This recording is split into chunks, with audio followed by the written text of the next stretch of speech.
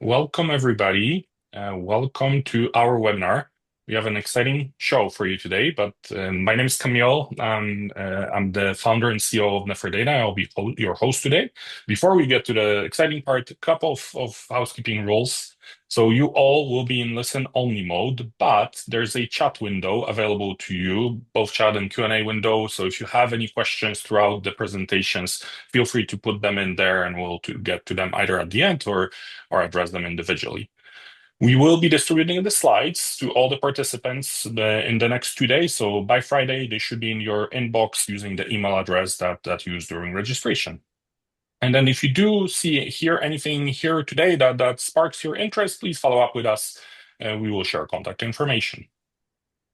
Quick agenda. After some introductions, after I give a chance to introduce some of our amazing speakers, we'll go into some of the sessions. So first, we'll talk about how to think about the valuation of your MSPs in the context of multiples, net retained revenue, and a lot of exciting stuff like that. Then I will jump back to talk a little bit about AI and how it can help you in your quarterly business reviews. And after that, we have a fantastic chat with Charlie Aldis, who's an owner and chief revenue officer at Maven IT, a very successful MSP here in Michigan. And as mentioned, we will have a Q&A at the end of it. So with that, I wanted to introduce our amazing guest speakers today. So first, we'll have Ted Dacko, who's CEO at Arbor Dakota Strategies, a consulting company in Ann Arbor, Michigan. Ted is also an advisor to Nephrodata, so we're very fortunate to be working with Ted. Ted has a ton of experience and expertise, bring over 45 years of executive leadership across software and SaaS. He built multiple companies, tech companies, from growth stages all the way to acquisitions. One of those was Health Media, which he grew to over $30 million in revenue, and that was later acquired to Johnson & Johnson. So if there's anybody that knows about multiples, growing revenue, and acquisitions, it's Ted. So very excited to hear from Ted. And then we'll have an equally exciting fireside chat with Charlie. Charlie brings over 30 years of experience within the industry. He founded Maven IT after leading technology in corporate environments, so he understands both the IT buyer as well as the provider persona really well. And right now he's driving a very successful MSP that focuses on franchisees and SMBs. So without further ado, I will hand it over to Ted, who will get us started. Thank you, Camille.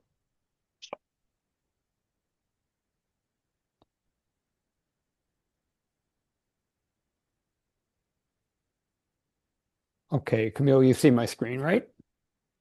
Yes, Ted, we can see your screen. Okay, very good. Thank you, everyone.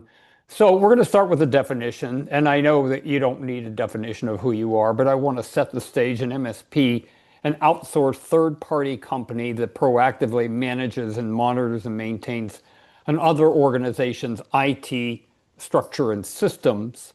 And they act as dedicated departments to help reduce downtime, streamline operations, enhance applications like what you've probably already done, cybersecurity, and now AI, which you may or may not yet have done. And I just wanted to set that as our definition. There are 150,000 of you globally and 40,000 in the US. Market size is about 335 billion. And should be about 731 billion by 2030. It's a 14% compound annual growth rate. I'm listing the sources of all this on here in case you want to look this up. You folks service over 220,000 small to medium-sized businesses, and you have a 26% year-over-year growth rate. So you're in a good industry. Now, M&A activity. There were 466 MSP M&A deals in 2025. About 4.3 billion of that was disclosed, and that was a 20% surge. Private equity was involved in about 75% of those disclosed deals. The record was Q4 of 2024, where the activity was 2.2 billion in a singular quarter.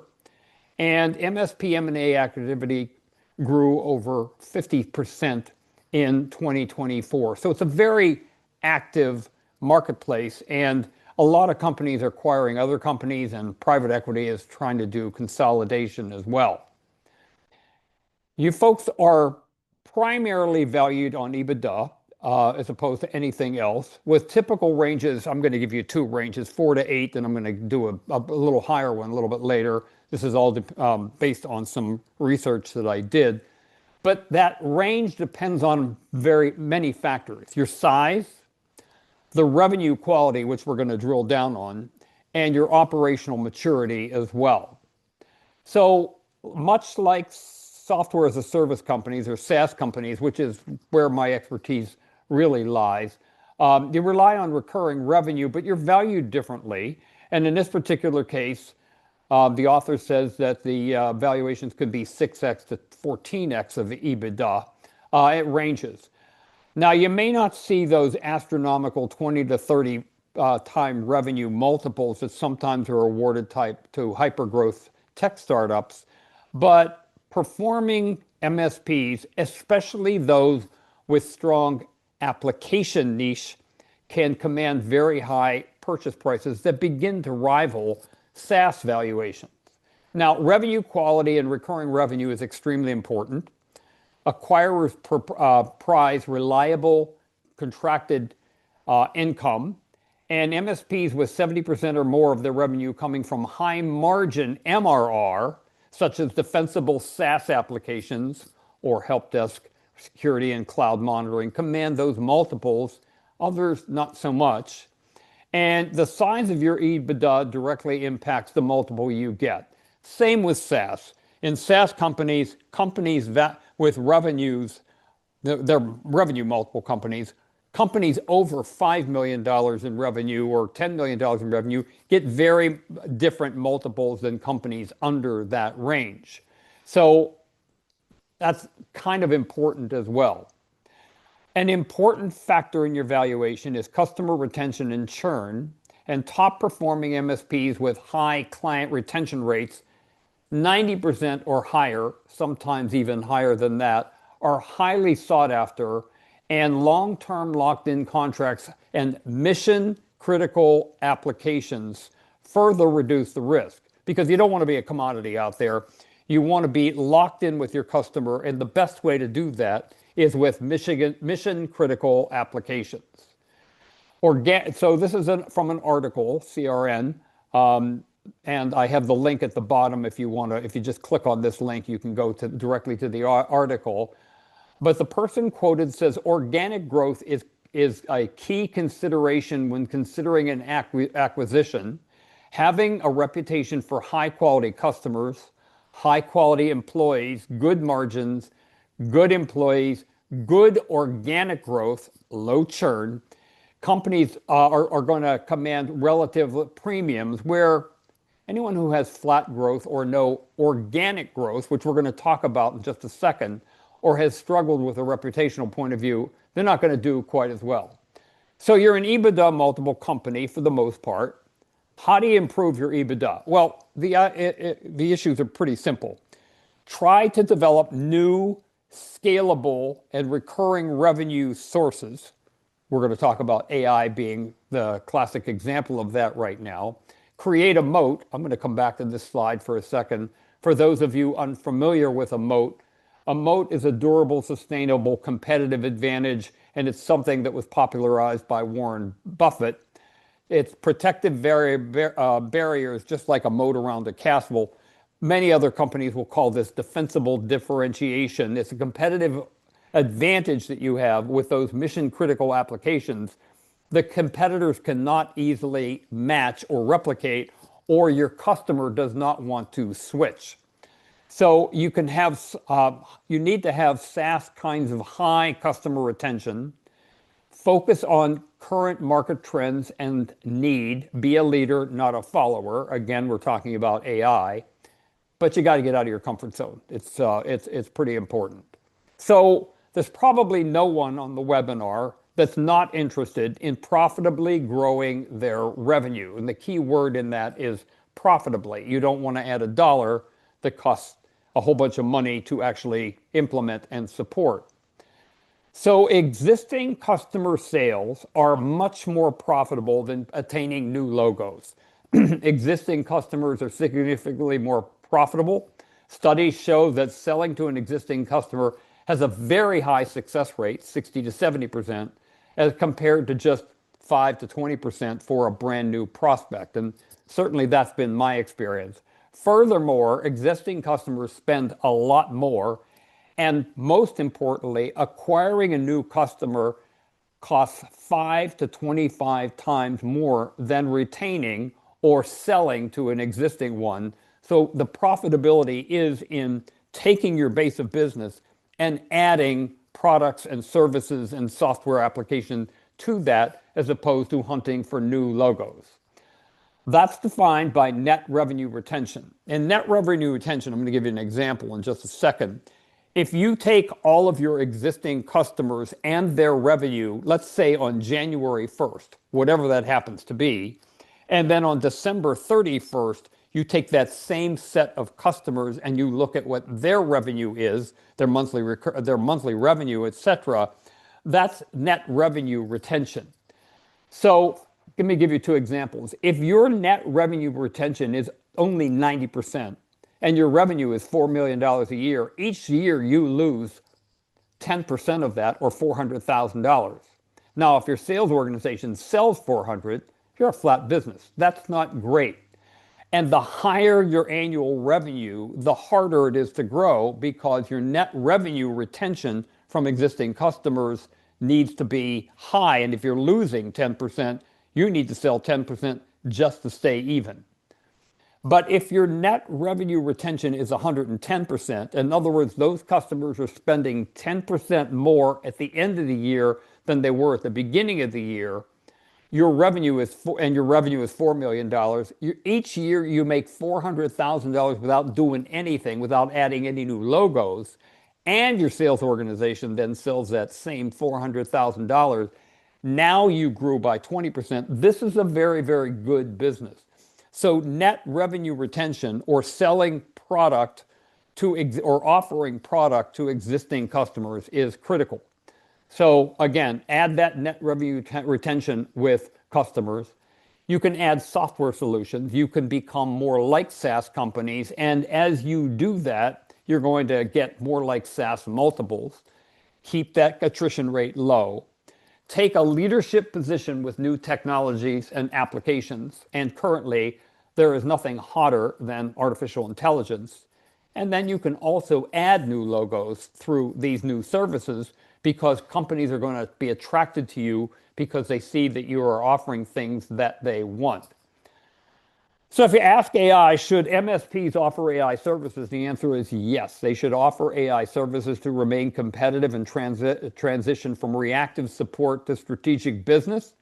And it's AI as a service, or AAAS, and agentic AI tools allow you to deliver proactive, desirable solutions and boost your recurring revenue. This will significantly impact your revenue retention, net retained revenue, and improve your EBITDA and overall MSP valuation, because this is a low-cost way to add revenue to your applications.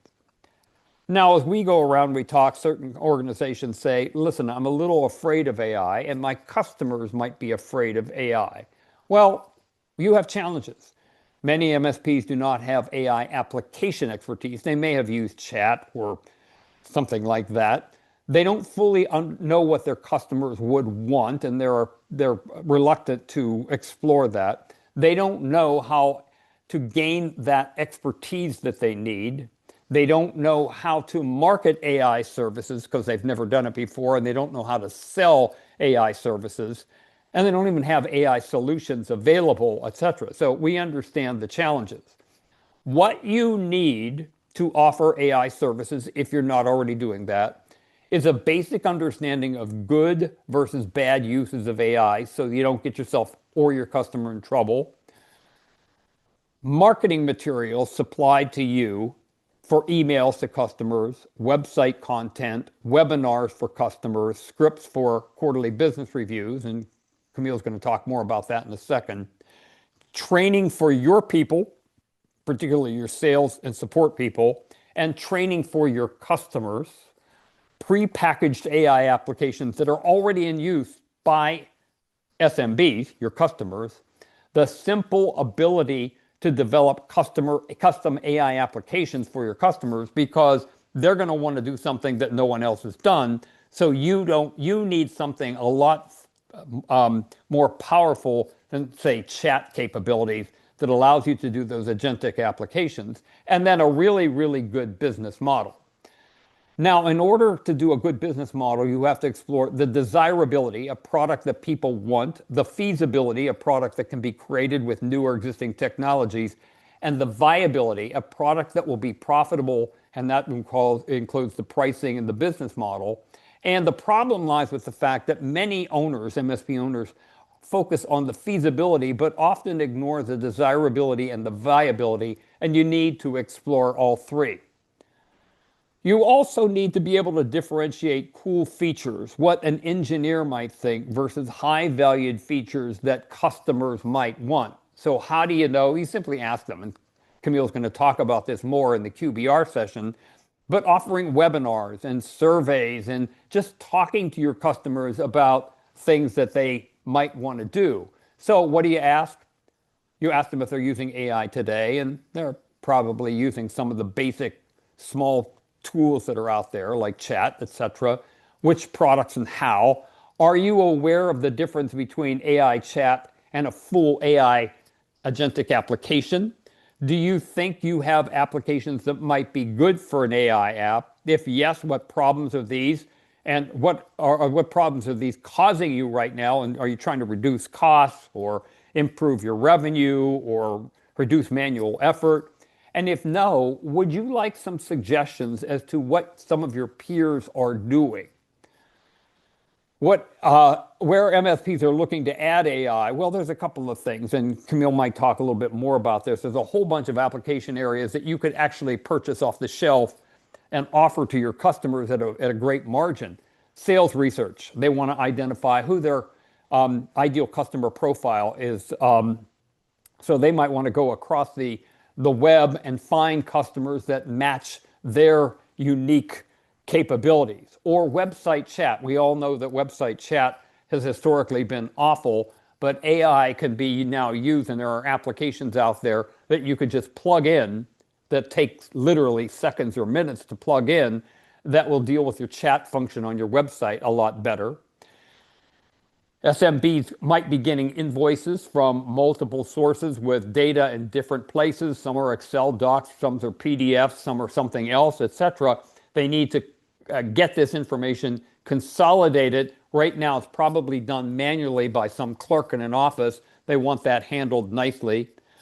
Contract or other document comparisons. Many legal firms say, when I get a contract, I want to compare this document to this document, or our standard documents or our standard language in our documents, to see where the differences might be, and I don't want to do that using a clerk, etc. Or any place where they can increase their revenues, cut their expenses, eliminate manual effort, increase productivity, and save time. So what do MSPs need to scale? They need a basic, we talked about, they need a trusted partner who can help them with the basic understanding of good and bad uses, all that marketing material, which Data offers, training for MSP personnel, which Data offers, training for customers, which Data offers, prepackaged apps currently in use by SMBs successfully, simple ability to develop custom apps for SMB customers should the customer want something that's not available off the shelf, very important, and then flexible and attractive pricing, because you don't want to have a high cost sale for your new recurring revenue, so you want something like that. So MSPs can scale revenue with AI, so AI can be your solution. The question is, are you ready to join the AI revolution? And Data is here to help enable MSPs to join that AI revolution, or to enhance their AI capabilities in the AI revolution. So next we're going to talk about how to conduct a QBR to identify AI customer needs. So Camille, I will stop and turn this back to you. Thank you, Ted, so much. Thank you for sharing. Always great to talk about multiples, net retained revenue, and all those other fun things. Let me switch the presentation here. Hopefully you can see my screen now. Perfect. I think I'm Yeah. seeing some heads nodding. So in the next section, we're going to talk about, as Ted mentioned, how to use AI to power your quarterly business reviews. But before I go into that, I wanted to public service announcement. Even though you hear me talk a lot about AI, we are an AI company. I wanted to remind us all that AI is just an excuse. The goal is really for you to become a strategic partner, just like Ted was talking about. The goal is for you to grow your position with your customers, to increase your revenue, and therefore increase the value of your company. There's many things that are true about AI, but it's probably not something that's going to solve world hunger. It's probably not the final technology that we're ever going to see, but it is a gigantic shift. Many of us probably have been through similar shifts in our careers, let it be around internet invention or mobile or cyber, and AI is another one of those. So it's easy to be skeptical about AI. I recognize that, but just think of it as an opportunity for you to have those conversations that allow you to move from the server room to the board. And there's a reason that there is that opportunity is because SMBs, who are most of the time your customers, are really looking at AI as a great opportunity to level the playing field. Historically, if you look at it, SMBs account for more than half of US GDP and more than half of jobs in the private sector. But if you look at the SMB spend on technology, that's only 38%, which is crazy, right? And the reason for that is that technology has always been unattainable for SMBs. Yet 64% of business leaders they feel the gains of using technology when they do get a chance to use it. And with AI, the customers, your customers, SMBs, see a real opportunity that they should want to jump onto. And they are looking for right partners. Now, at the same time, they are being cautious in who they engage with because it's really easy to get caught up in the hype, and SMBs cannot afford to have those long ROI cycles, wait a lot of time to get the return on their investments. And at the same time, they've been burned in the past, just like we talked about. Technology has not always been an SMB, for SMBs. And this is where you can step in and help them to provide that clarity, educate them, provide them solutions to their problems, not just another platform, and finally build something that's really tailored to them. And we're going to talk more about that. And really, quarterly business review is probably one of the most underrated growth engines for all MSPs. Because if you think about it, this is the time when your customers are dedicating to have a strategic conversation with you beyond just the tickets, beyond the daily grind. All right, this is where you get to ask them questions about how their business is doing. This is how, and you can show up as true partner, not just a vendor. But to do that, you need to think of those meetings as more than just a glorified status report, right? You cannot just show up with unprepared slides or standard things. You need to come in with that mindset that this is where you're going to have strategic conversations, and you cannot be defensive about cost and downtime. That's if that's what all that the QBRs are for you, it's probably not the best of use of that opportunity. What you want to focus instead is understanding the business outcomes. All right, need to adjust Zoom here. You need to understand the business outcomes, not just the IT metrics. You want to have those strategic conversation about where they're heading, and how technology can support them. And you want to use it in general to support, to strengthen the relationship. So to accomplish that, we at Nefer Data, we're always thinking about this framework that comprises of 4 steps. So first, as you're preparing for the QBR, you want to anchor them. You want to provide a foundation, help them to make the invisible visible, help them to understand everything that you're doing for them in an easy way. Once you've established that foundation, this is where you can start inspiring your customer. This is when you can talk to them about the art of the possible, about all the exciting developments that their peers are taking advantage of. Once you've done that, you can personalize that, right? Because nobody wants to talk about pie in the sky. You want to have something that can really be accomplished, that can really make a difference for their businesses. And then last but not least, you want to take actions, right? You don't want to walk away from that momentum without anything happening. So let's dive a little bit deeper into each of those. First, let's talk about this anchoring step, preparing the information, providing more visibility into everything that you provide. So you do a lot. for your customers. You help them with their security, you keep them up and running, you support all of their tickets, you probably do some projects work, and then you protect them from a lot of risks. It's sometimes very difficult to help them see all of that, or at least it used to be very difficult, because I think this is one of the areas where AI can make it much easier, because you do have a ton of that information hidden in your PSA, your RM, your billing systems, your security tools. It sits there. It's just not, it historically hasn't been easy to digest, analyze, especially for a magnitude of customers. Well, with AI, that becomes much easier, especially that AI can work across the different tools that you have. You don't need to consolidate everything. It can be an aggregation platform. AI can cut that prep time from hours per customer to just minutes. And it can help you to speak the business language. Really, if you think about it, because of AI, you can make those old boring stats very exciting. You can make them tailor to specific customers and also give them ability to drill on the things that they're interested in. So that level of personalization as well. So once you've established that foundation, once your customers have a good understanding of what you're offering to them, making that invisible visible once more, now is your chance to really shift the conversation to growth. And this is where you want to show the art of possible. To be successful in that, you do need to embrace their industry. So you're probably working with a couple of top industries. Make sure to become an expert in those. Again, the good news is AI can really help. Research has never been easier. Even with the simple tools like ChatGPT, Cowork, and what have you, or Copilot, you can get information about what's happening in a specific industry without doing that much work. You also can use AI to find information about news that people how people are using AI, what they're making, what they're creating to get value for their businesses. And then last but not least, you also want to make it real, to embrace some of that internally.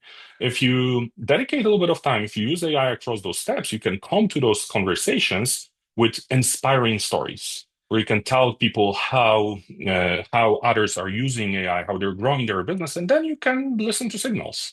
Look how people respond, what resonates. And that allows you to then move to the next step, which is that personalizing the message, personalizing the story to your customers. So this is probably the most exciting piece, because this is where you have an extremely unique advantage. You, as their MSP, you as their technology partner, you have access to their data. You know what tools they're using. You know what problems they're having. You know what are their user patterns. They're all of that information is hiding in plain sight. You also, if you've done your homework, you understand their industry. You're probably working with multiple companies from this industry, right? So you probably have a good understanding of the different trends. And then if you are a strategic partner, you also understand their goals. So you have that unique advantage. No other vendor, no consultant or big box IT company can walk in and help your customer as much as you can. This is your opportunity to show them how these changes in technology can make a difference for them. Now, you might fear that when you hear personalization, there's like that we are all in technology taught that personalization is expensive, personalization is hard to scale, and you should avoid personalization. You can have any color you want, you can have any color of the car you want as long as it's white, right? And well, that's no longer the truth. It used to be the truth, because if you think about the history of how software has been created, we went through a couple of eras. So initially, all software was bespoke, right? Everything, every business software that was used was purpose-built. It worked for one org and one only, and that model was difficult. So that's why we moved into the SaaS model, when the cost was shared across many companies that were using that. But that SaaS model oftentimes left SMBs in the dust, right? Not the software was too big, too bloated, too complex for their use cases, and really hard to customize, or expensive to customize. But now we are entering that AI bespoke era, when actually it is economical, it is fast to deliver software that is tailored. So you shouldn't be fearing the personalization step anymore, because we are in that era of tailor-made software at scale. Next, the very important step as well is, if you did inspire your customers and you show them how they can use AI in their specific situation, you do want to make sure that you turn the QBR momentum into some actions. Again, it can be pretty overwhelming, because as Ted mentioned, not all MSPs have the detailed AI expertise in-house. So it may be is like, hey, I don't want to make promises I cannot keep. But at Nephrodata, we always recommend in thinking of it in this very crawl, walk, run approach. You probably shouldn't start by implementing agentic services, but maybe you can start with assist or automate. So when we talk about assist, what we mean is just helping your customers how to effectively use some of the commercial off-the-shelf tools like Copilot, Chat GPT, Cowork, right? Those tools are becoming more and more powerful every day. For example, you can help them, show them how to prepare for meetings with insights, talking points, and what have you. Now, the automate step is when you're helping them to automate the entire workflows, but not in the traditional sense of automation, but using that AI flexibility and intelligence. So this is where the automation can handle certain corner cases, can be more flexible. An example that we're using here is matching invoices to vendors, right? Invoices are messy, vendor names are messy. There's a lot of where traditional automation just doesn't work. But with the help of AI, a lot of those things can actually be accomplished pretty easily. And then only last but not least, you want to start thinking about introducing the agentic solutions, truly agentic solutions that are human touch-free, intervention-free, that manage entire process wing to wing. And honestly, most of the time, you don't even need to get there to already deliver value for your customers. Now, if you partner with somebody like Nephrodata or a company that provides some of similar services, then you can actually get even to that automation step relatively quickly. Because, for example, we at Nephrodata, we offer a set of pre-built applications that can help you you can deploy to your customers almost on day one. So right after that QBR, when everybody's vibing and feeling like we're going to conquer the world together, you can actually deliver something to them that's tangible, that has been tested with others off the bat, and that's going to work in their environment. I will also say another kind of myth or another thing that I want to tackle is that even though we do recommend that crawl, walk, run approach or assist, automate, agentic, you don't want to get stuck in just the assist phase, right? It is tempting to offer services that feel like you're offering AI, but aren't going all the way, right? So some of the examples of I mean, if you're only offering AI governance and policies, or if you're only offering Copilot enablement and simple solutions using ChatGPT powered workflows. And those are great. Those are a great starting point. Don't get me wrong. Once again, we highly recommend starting with that. And they do provide value, but it's not truly that transformational value. Over time, it will be hard to quantify the true benefits, and your customers will probably underappreciate them. And you will be running, if that's the only thing that you're focusing on, you will be running into risk of getting leapfrogged by people that offer those wing-to-wing, truly AI native services. So if you want to be a true partner for your customers, you help them to pass those stages. You do want to move them towards the automate and maybe even an agentic step if that makes sense for them. Now, there's another reason why you want to focus on those higher level services is because they simply offer more revenue. And if you think about your cost structure for selling or reselling AI, you probably have some base costs, right? So this is when you're just reselling products, reselling platforms, providing a discount. Maybe you get a volume discount behind the scenes, and you charge your customers more. But if you really want to get to high margins, high revenue, you want to get to this top left-hand side. You want to start you pricing based on value that you're delivering to the customers. And again, you know that pretty well. You want to start charging for different projects, even if that implementation is super simple for once. And end of the day, where you want to get to is when you're managing intelligence, because if you start deploying AI-based solution, you're going to be collecting even more information about the company or your customers, and you're going to be able to turn that back and tell them how to optimize their businesses. And if that's what you reach, now you're really in the SaaS territory in terms of the value that you're generating for your customers. And here, I wanted to share a couple of examples of some of your peers that are already doing this. So on the top of the page here, you see an example of an MSP from Massachusetts. They work a lot with different manufacturing companies. One of their customers mentioned in passing that they're thinking of hiring an AP and AR analyst, so somebody to process invoices every time they get inbound invoices, how to kind of connect them to their PO list, how to book them in the ERP. And that MSP, having sufficient knowledge, they recognize that, hey, this is a great opportunity for AI. I could like build that for you so that you don't have to hire this person. Awesome example. Another example, and we'll talk about like what makes those examples unique. Another example is a different MSP from California. They work quite a bit with legal firms, law firms. And they've heard from one of their customers that they're spending hours, their legal analysts and paralegals, they're spending hours processing gigantic files that they get that they need to file with the courts for subpoena. Those are thousands of PDFs that are 1,000 pages long. Someone needs to figure out, like, break it down into documents, then classify, label them correctly, file them correctly, and that just takes a lot of manual work, and it's very easy to make mistakes in. And again, this MSP identified opportunity to deploy an AI process to do that. Now, why were those MSPs able to do that? There's a couple of things. So first of all, because they're a partner, they were able to understand those pain points. Those conversations came up in their natural rhythm of working with the customers. And they had sufficient expertise to understand the pain points. In both of those cases, they didn't have enough expertise to implement it in-house. Both of those MSPs partner with us, but they had sufficient expertise to identify the opportunities. And then they had relationships with Nefer Data, which allowed us to deliver them quickly. And their partners just trusted them. They saw them not only as a ticket handlers, but somebody that can really help them to think about their business strategy. And that's almost created like a virtuous cycle when because of that, they're now even in better regard by their customers. Now, before I wrap up, maybe one more quick tactical thing, because we talked a lot about how you can think about AI as a strategic tool during your QBRs. AI can also be a very tactical tool, something that can help you manage the meeting, keep notes, capture action items, how it can you help you answer the questions as they pop up, look things up as your customer asking, sketch proposals, so maybe even do drafts of solutions. All of that is now possible. It can only help you summarize the meetings and assign action items. So and really take those next steps so that you can actually take actions, not just lose the momentum. And last but not least, you can use them to track the trends over time. See how the tone has changed from a meeting to meeting. Are we moving in the right direction?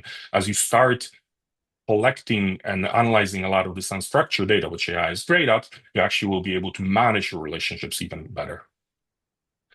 So all in all, a couple of things that I would highly recommend for all of you as you're thinking about the content that we've covered here.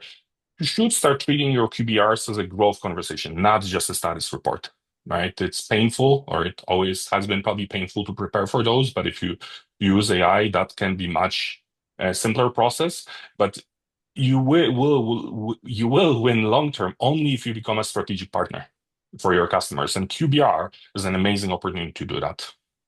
And if you do want to accomplish those SaaS-like multiples that Ted talked about, net retained revenue is the path toward that. And no better way to grow your revenue with your customers than during the QBRs when you have this dedicated time to inspire. And then last but not least, AI can help you to prepare and run the QBRs, but the real value is using it as an excuse for those strategic conversation so that you can upsell your customers, you can become more of a partner, and you can move from server room to boardroom. Camille, a question came in while you were talking and said, what kind of applications do you folks offer? You listed two of them. Pierre, the answer to your question is on our website, neferdata.com. About 60% of the way down the homepage, you will see a list of prepackaged applications that we offer, and there's a show more button. I think there's 10 of them, right, Camille? And it's growing every day. We're developing the next one as we speak. Okay, very good. Sorry, Pierre, I answered your question incorrectly while Camille was talking. Sorry to interrupt. Go ahead, Camille. No, it's actually that was my part of the session. Next, we're gonna shift it over to the portion I'm very excited for. We have a special guest speaker, Charlie Aldis, who's the owner and chief revenue officer at Maven IT. As we mentioned, ton of experience. Charlie, thank you so much for being here. I'm gonna stop presenting so that we can see you in your bigger form. And yeah, first, Charlie, quick. Let me, sorry, get out of the presentation here. Could you maybe tell us a little bit about yourself, about Maven, and what types of customers you work with? Sure, sure, and I'm really glad to be here. It's really is an honor. So about myself, I don't want to go into too much detail, but I was an executive in the telecom industry for about 22 years before I started Maven IT with my business partner. So I have experience in the corporate side, anywhere from startups, post-startup to very large multi-billion dollar companies. And that spans from areas of accounting, finance, product management, product development, and then marketing and sales, and some operations sprinkled in there as well. As far as Maven IT, the type of customers we work with, we look at our company in really two separate, call them categories. One is just like every other MSP, we deal with small, medium businesses.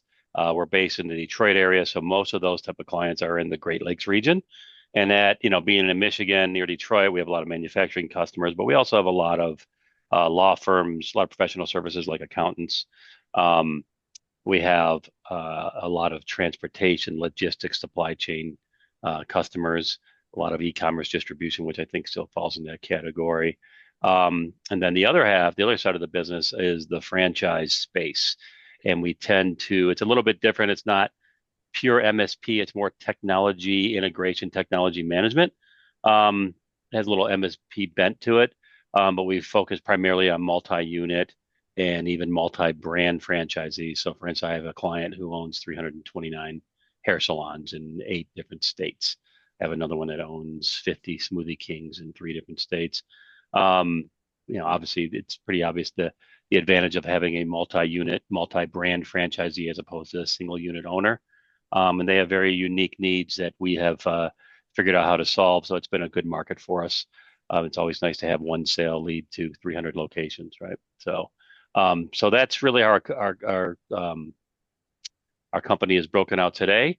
So what does a successful customer relationship look like to us? We want our customers to. I like having customers who add users, add locations, right? So anything that obviously can grow revenue. Successful means they renew. Most of our clients sign 3-year, sometimes 4 and 5-year deals. We do have auto renew clauses in our contracts, and I highly recommend that. But you want them to renew, but you also want them to give you, at least give you testimonials and referrals and things like that. The biggest compliment you can get is a client referring your business to someone that they know. I mean, they're putting their reputation on the line by giving you a referral. So that's a risky thing for them. And if they trust you enough to not damage their reputation, that means something. So we do look at our clients. We have something called a customer or client health score, which is there's an algorithm we built, and it's every touch point affects that score either positively or negatively. And so when you do walk into the QBR, there should be no surprises. You should know the good things that happen and the bad things that happen with that client, if that makes sense. That's awesome. I do want to follow up that customer health score. Can you tell us a little bit more about that? What are some of the? It's something that's constantly evolving. So we sat down. I hired and probably should, for context, I actually hired a director of client success who managed our customer base once we had enough customers. And by the way, we manage 1,100 locations in 32 states today. Now that geographic distribution is largely related to the franchise space. They don't really care if you're local or not. Most SMBs want you close by, so most of our non-franchise customers are local in the Michigan and Great Lakes area. But the customer health score, we sat down and we just brainstormed every single potential touch point we could ever have with the customer. Everything as simple as sending them a bill, them paying their bill, and bad stuff like they complain about a incorrect charge on the invoice, and all the way to very strategic things like sitting down at the planning table with the client, on a regular basis, which QBRs actually are part of that. But with our, strategic clients, we try to have yearly or twice a year strategic planning meetings as well that go a little bit above and beyond QBRs. You want to be looked at as part of the team. So we take any one of those interactions and everything in between, and they get rated based on a score, and they're weighted based on the type of interaction. And we have the algorithm built so, a customer that's at 100 health score is a very high probability of renewing and adding revenue. Someone lower than that, if they're like below 50, obviously the probability of them renewing goes down. So it's something we're constantly tweaking. because a metric is only useful if it's relevant and leads to action items like you mentioned earlier. But it helps us, we have a dashboard and we look at the overall average health score, the revenue weighted average health score, and then individually customers who changed more than X% since the last time we looked at it, and up or down, and what can we do about that? Good news is as important as bad news to take action. If the score goes up, you want to know why, so you can repeat that type of activity and that type of Gotcha. perspective with the client. So it's a very long topic. I could probably talk about it for 15 hours, and I want to put anyone to sleep. But it's something we developed internally to help us with that function in the company, and it's proved to be pretty helpful. So when we walk into a QBR, we kind of know what we're walking into already. No, that's fantastic. I do want to kind of ask one more two-part question. Sure. So, as you're looking at those health scores, are there any specific indicators that tell you like, oh, there might be problems, there might be challenges with the customer, and also on the other hand, are there certain indicators that tells like, hey, this customer, we actually may have an opportunity to expand our revenue with them, to offer them Yeah. more. Absolutely. And there's a lot. Like every single touch point is an indicator, right? That's the important thing. Like any touch point, and the touch point is any time you interact with a customer, whether it be face to face, through a Zoom call, through a phone call, through an email, through an IM, through anything. When they pay their bill, that's a touch point. When you send them a bill, it's a touch point. So every touch point has the potential to, for something. And the touch point should, at the very least, you should learn something new about the client, right? So let's just take something as basic as them paying their bill. They pay their bill on time, right? That's a positive touch point, right? They pay the whole bill. I mean, something as simple as that. If you want to go to the other end, they call in with they're having some sort of issue internally, some sort of productivity issue. That's another touch point. And they came to us to help them solve it. That's a positive thing if they trust us enough to solve a problem for them, right? Because all sales is solving problems for clients. That's really all it is. So every touch point has that potential. If they're late paying their bill, there could be a million reasons for that. But if they used to be on time and they're late all the time, that's something you should probably get ahead of. And that's why we want to know what these things, when these things are going on. If their calls to the help desk have increased since the last quarter, right? That's an indicator that maybe something is not going so well. If they're adding new users constantly, like we have a lot of clients now that are constantly growing and adding new users, I view that as a positive touch point, for instance. If their revenue is shrinking, if they're offboarding users and not replacing them with someone else, that's another indication of what's going on in their business. These are all clues that you need to take into the QBR, and you need to store that data. You need to find a way to analyze it. These are all things that you need to go into the QBR. Nothing should be a surprise in the QBR. Once in a while, they'll bring something up that you weren't aware of. But if you are managing these touch points, if you're taking advantage of these touch points, you're analyzing them, and you're aware, and you have a way to compile this data. And by using AI, which Camille and I have talked about, using this data, you can walk into that QBR with a pretty good strategic plan already based on what happened the last quarter. And nothing impresses a client more than with the personalization that you talked about earlier. If you can come in there and speak their language, talk about the real problems they're dealing with on a daily basis, and even better, suggest solutions to those problems, nothing will resonate with the client more than when you're talking their language, when you're living in their world, and they see that you understand what they deal with on a regular basis. That just gets more hooks into the client and improves your ability to retain that revenue going forward. That's fantastic. Charlie, would any examples come to mind when you saw that you were able to bring to the customer some thoughts and ideas, and that led to some positive outcomes for Maven? Absolutely, yeah. We just recently, this is a very, as we speak, situation going on today. We have one client that's growing significantly, which we love, and so they're always onboarding new employees, and they buy a laptop through us, and if we buy the laptop, we'll configure it and send to them, or they may buy their own laptop. And if they want us to configure it for them, a lot of times we had them either drop it off or ship it in, then we ship it back. With that, but it's become a burden. I mean, they got a new employee, you don't want to ship a laptop. have them wait 3 to 5 to 7 days to be productive, and Right. then go back from there. And obviously, there's ways to remote it and do it, but so we sat down, put our heads together with our engineers, and said, okay, how can we do this more efficiently? How can we automate this onboarding of new clients or new end users for this client? So we started digging into things like Entra ID and Intune with Microsoft, and how do we utilize that to really improve the onboarding and offboarding process of end users for a client. And we created a package with our email. One of our pillars is email management, email threat management. So we have a premium plus package with you buy the specific licenses from Microsoft, and then you buy Entra ID and Intune and all that. We package it all together, and that has for that client, they don't have to ship PCs to us to configure. We can do it remotely, and we actually package it in a way you want to make a financial or an economic benefit to them for that new package. So we made it so we don't charge for onboarding for any other end users that have this premium plus, what we call email package, which is it was really a bundle of Microsoft licenses and other things we do, Barracuda, other cybersecurity products for email. So that was a real example.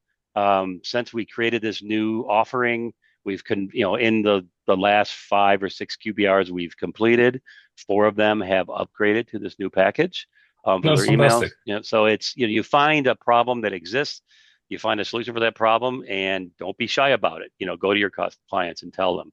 And again, not just the QBR, every touch point's an opportunity to upsell a client or to solve a problem for them. So that's how we approach it.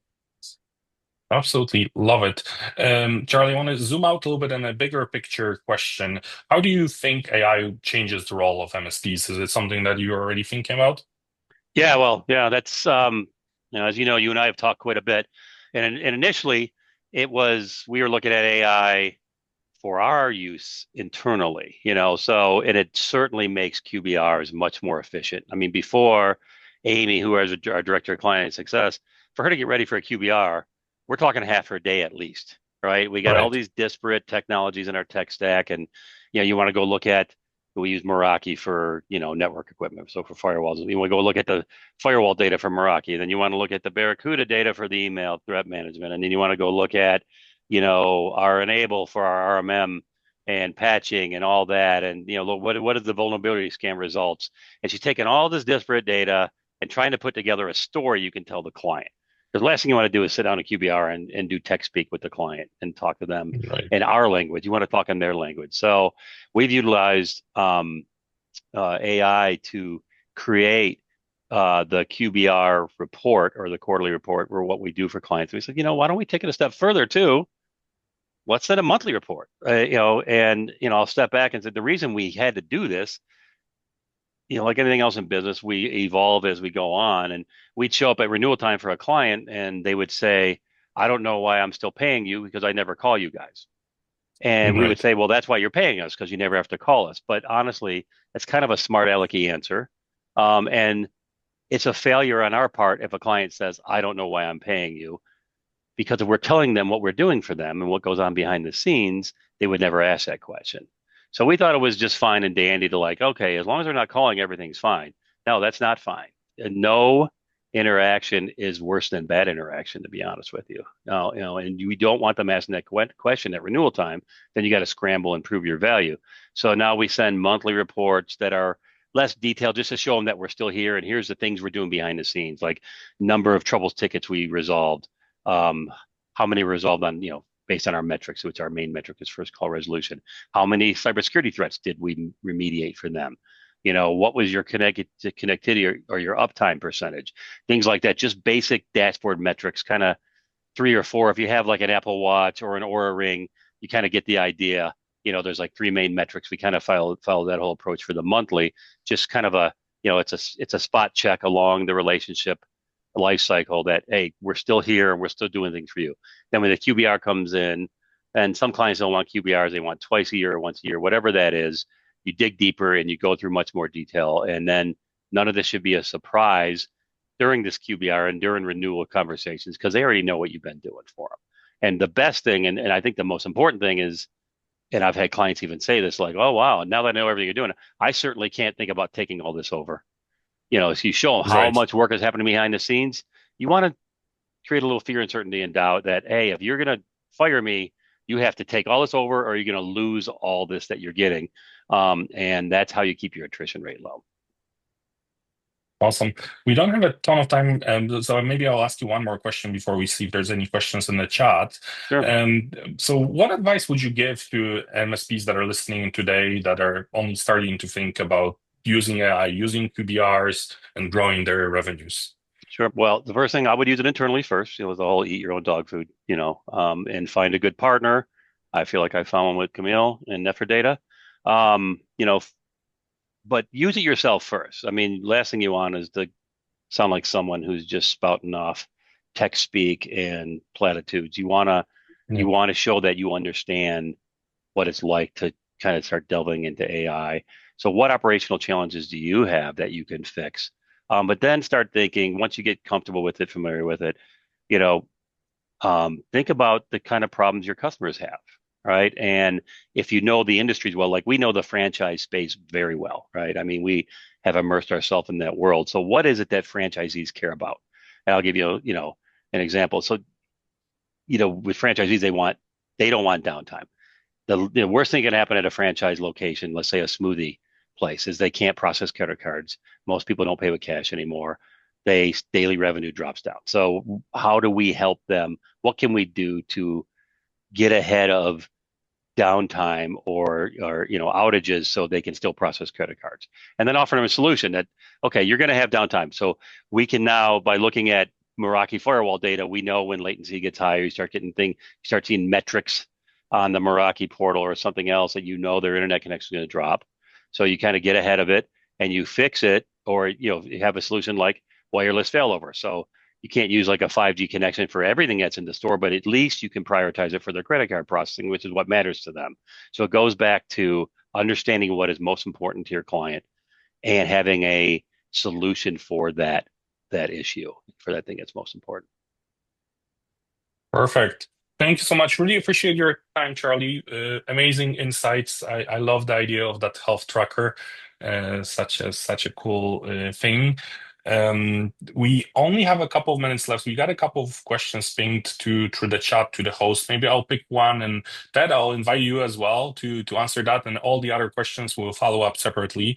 But this one kind of stands out in the given all the hype cycle that we're in. But one of the participants asked, how do you avoid AI conversations becoming hype instead of real business value? That might be a good question to close on. I don't know that I can take that. Can you take that, Camille? I can take it if you'd like. Go for it, Charlie. It goes back to what I was saying. Find a real world problem to solve for them, right? Yeah. I mean, that's what we're here for. Clients go to us because they have problems they need solved. So find a problem you can solve it efficiently and inexpensively if you can. And there's no hype there. That's a real world solution. Yep. Couldn't say it any better. I think that's the perfect way to wrap it up. So thank you, Ted. Thank you, Charlie, for joining us. Thank you to all of our participants. We will be sending materials out that include our contact information. So if there's anything that you've heard today that resonated, please reach out, and all of that, all of the contact information will be made to you, available to you in the next 2 days. Thank you, everybody.